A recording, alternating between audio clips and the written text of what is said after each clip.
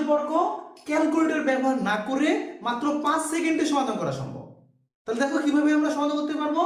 আমরা সূত্রের আগে 25 লিখবো। এই 25 হচ্ছে সূত্রের 25। এই যে 47 এখানে আছে, এই 47 যদি 50 থেকে বেশি হয় তাহলে আমরা যোগ করব। যদি 47 50 থেকে কম হয় তাহলে 25 থেকে বিয়োগ করব। তাহলে 47টা 50 থেকে কম না বেশি?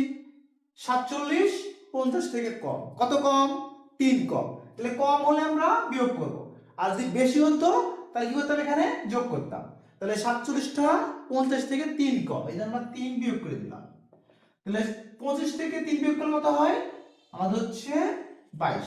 তাহলে 25 থেকে 3 বিয়োগ করে পেয়ে গেলাম 22। এরপরে এই 47টা 50 থেকে কত কম? 3 কম। তাহলে 3 এর বর্গ, এই 3 এর বর্গ মানে কি? 3 গুণন 3 কত আসে আমাদের? 9। এখানে আমাদের এই বর্গটা হবে 2 অঙ্কের একটা সংখ্যা হবে। তাহলে কি করব? আমরা একটা শূন্য দিব। তাহলে 2 অঙ্কের একটা সংখ্যা পেয়ে গেলাম। তাহলে 47 এর বর্গ হচ্ছে 22 শূন্য 9। দেখো আমরা খুব সহজেই কিন্তু বের করে ফেললাম 47 এর বর্গ।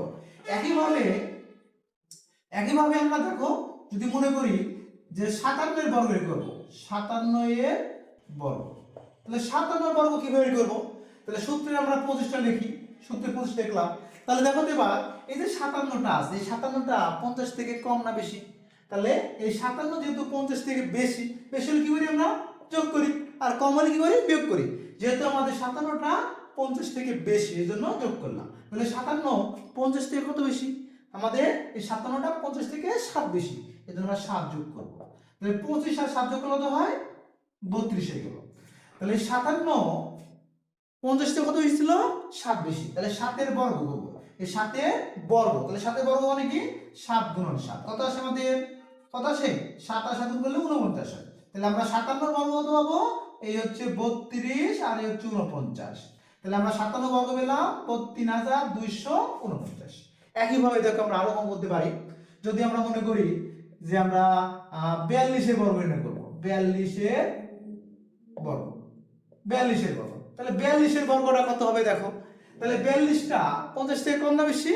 কম হয়। তাহলে সূত্রে আমরা আগে 25 লিখলাম, তাহলে সেটা তো 42টা 50 থেকে কম, মাইনাস করলাম। কত কম? আমাদের 42টা 50 থেকে 8 কম। তাহলে আমরা 8 বিয়োগ করে দেব। তাহলে 25 থেকে যদি 8 বিয়োগ করি, তাহলে 25 থেকে 8 বিয়োগ করলে কত পাবো আমরা? 17 পাবো।